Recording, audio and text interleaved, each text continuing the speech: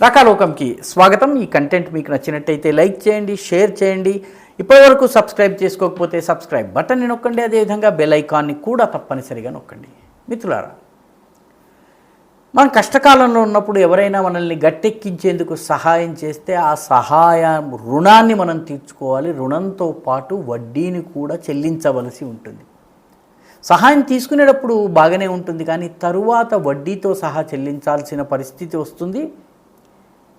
ఇప్పుడు మన దేశంలో సెక్యులర్ పార్టీలని చెప్పుకునేటటువంటి కుహనా సెక్యులర్ పార్టీలు ఏవైతే ఉన్నాయో, ఇండి కూటమికి చెందినటువంటి పార్టీలు ఏవైతే ఉన్నాయో, బీజేపీని ఓడించే క్రమంలో ఈ పార్టీలు ముస్లిం ఓట్ల సహాయం తీసుకున్నాయి. ఈసారి ముస్లిం ఓట్లు గుండు గుత్తగా ఏకపక్షంగా ఇండి కూటమికి, ముఖ్యంగా కాంగ్రెస్ లేని చోట ఇండి కూటమి సభ్యుడికి పడ్డాయి. పర్యవసానంగా ఒక 20-25 సీట్ల తేడా వచ్చింది. ఇండి కూటమి ఈసారి అన్ని పార్టీలు కలిపి 230 వరకు వచ్చింది. భారతీయ జనతా పార్టీ 240 దగ్గర ఆగిపోయింది. అంటే మరొక 30 సీట్ల కోసం ఇతర పార్టీల సాయం తీసుకోవాల్సి వచ్చింది. ఈ చిన్న తరాజు కొద్దిగా అటు ఇటు తిరగడాన్ని ఇండి కూటమి విజయంగా భావిస్తోంది.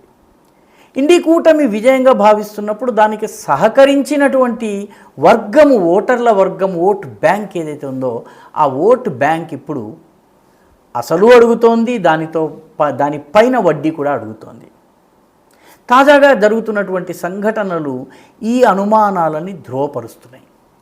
ఉదాహరణకి తృణమూల్ కాంగ్రెస్కి సంబంధించి బీర్భూమ్ జిల్లాలో సెంథియా అనేటటువంటి ప్రాంతంలో పార్టీకి సంబంధించిన ఒక సమావేశం జరిగింది. ఈ పార్టీ సమావేశంలో మహమ్మద్ యూనుస్ అనేటటువంటి పార్టీ నాయకుడు, మామూలు కార్యకర్త కాదు, ఆయన ఒక స్థాయి నాయకుడు, ఆయన మాట్లాడుతూ డర్టీ జాబ్స్ అన్నీ ముస్లింల చేత చేయిస్తున్నారు, మంచి పదవులన్నీ హిందువులు పొందుతున్నారు తృణమూల్ కాంగ్రెస్లో.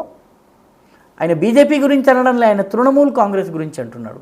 డర్టీ జాబ్స్ మా చేత చేయిస్తున్నారు, అందమైన అద్భుతమైన పదవులన్నీ మీరు అనుభవిస్తున్నారు, ఇది ఎల్లకాలం చెల్లదు అన్నారు.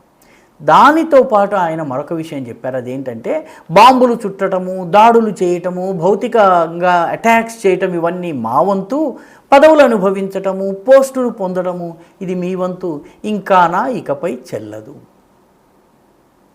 అని చెప్పి ఆయన వ్యాఖ్యానించారు. తృణమూల్ కాంగ్రెస్కి సంబంధించిన నాయకులు ఒక్కరు నోరు మెదపలేదు. సమావేశంలో ఉన్నవాళ్ళు ఇంత పెద్ద స్టేట్మెంట్, అంటే మేము బాంబులు తయారు చేస్తాము, భౌతిక దాడులు చేస్తాము, ఓటర్ల మీద ప్రయోగిస్తాము అని చెప్పి ఆ పార్టీకి చెందిన నాయకుడు మహమ్మద్ యూనుస్ స్వయంగా చెప్పినా కూడా తృణమూల్ కాంగ్రెస్ దాన్ని ఖండించలేదు. ఇది తప్పనలేదు, అబద్ధమనలేదు, లేదు ఇతను చెప్పింది తప్పు అని కూడా ఎక్కడ కూడా చెప్పలేదు. మమతా బెనర్జీ నుంచి కింద స్థాయి నాయకుడి దాకా. అంటే దీని అర్థం ఏంటి? మేము ఈ రకంగా సహాయపడ్డాము, కానీ మాకు దక్కవలసింది దక్కటం లేదు. కొద్ది రోజుల క్రితము జమియత్ ఉలమా హింద్ నాయకుడైనటువంటి మౌలానా అర్షద్ మదానీ ఆయన కూడాను ఈసారి ఎన్నికల ఫలితాలు ముస్లిములు బీజేపీపై తీసుకున్నటువంటి పగ సాధింపు, ఇట్స్ ఎ రివెంజ్ అని ఆయన చెప్పాడు. ఈ ఎన్నికలని రివెంజ్గా చూడటము, ఒక మతవర్గాన్ని ఈ రకమైనటువంటి మా వల్ల మీరు గెలిచారన్న భావము, ఆ సూచన అన్ని పార్టీలకు ఇవ్వడము, ఇది అప్పు వడ్డీ వసూలు చేసే తత్వానికి ఇది ప్రతీక. అదేవిధంగా మనందరం కూడా చూసాము, కొద్ది రోజుల క్రితమే పశ్చిమ బెంగాల్లో పశ్చిమ దినాజ్పూర్లో చోప్డా అనేటటువంటి ఒక అసెంబ్లీ నియోజకవర్గంలో ఒక ముస్లిం భార్యాభర్తని నడి రోడ్డున కాల్తో తన్ని ఎమ్మెల్యే గారు ముందు లీడ్ తీసుకుని ఇదంతా చేశారు. ఎమ్మెల్యే గారిని అడిగితే మా షరియా రాజ్యంలో ఇలాగే జరుగుతుంది. పశ్చిమ బెంగాల్లో చోప్రా నియోజకవర్గం షరియా రాజ్యం ఎప్పుడైంది? ఎవరు దీన్ని షరియా రాజ్యంగా డిక్లేర్ చేశారు?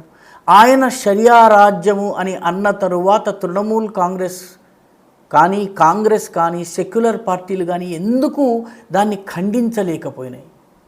ఎందుకంటే ఇది వడ్డీ వసూలు కార్యక్రమం, మేము ఏమన్నా చేస్తాం, మీరు మాట్లాడటానికి వీల్లేదు అన్నటువంటి, ఎందుకంటే మా ఓట్ల మీద మీరు గెలిచారు అన్నటువంటి ఒక సంకేతము.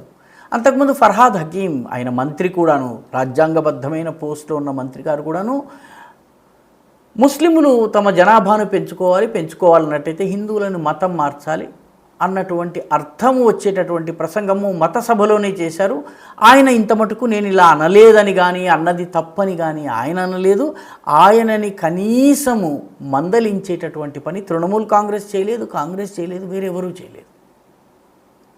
అంటే ఇక సెక్యులర్ పార్టీలుగా చెప్పుకునేటటువంటి పార్టీలు ఈ విషయంలో నోరు మెదిపే పరిస్థితిలో లేవు. ఈ రకమైనటువంటి పరిస్థితి కనుక కొనసాగినట్టయితే రానున్న రోజుల్లో రాజకీయంలో ఈ ఓటు బ్యాంకులు ఏ స్థాయికి వెళ్తాయి, ఏ రకమైనటువంటి పరిణామాలు ఉండబోతున్నాయి. తమను తాము సెక్యులర్ అని చెప్పుకుంటున్నటువంటి పార్టీ ఒక్కటి కూడా ఎందుకు గళం విప్పలేదు? ఎందుకంటే వాళ్ళ వల్ల బాగుపడ్డాము, ఓట్లు వచ్చినాయి, మనం గెలిచాము కాబట్టి మనము మాట్లాడకుండా ఉంటే బాగుండు అన్నటువంటి ఒక ధోరణి వచ్చింది. ఇది దీర్ఘకాలికంగా నష్టానికి తీసుకొస్తుంది. ఈ పాలసీని, ఇదే పద్ధతిని అస్సాంలో చాలా కాలం పాటించిన కారణంగా ఈరోజు అక్కడ ముఖ్యమంత్రి హిమాంత విశ్వశర్మ స్వయంగా చెబుతున్నారు, అస్సాంలో 40% వరకు బంగ్లాదేశీ మూలానికి చెందినటువంటి ముస్లింలు వచ్చేశారు. కొన్ని నియోజకవర్గాల్లో 80%, 90% కూడా ఉన్నారు.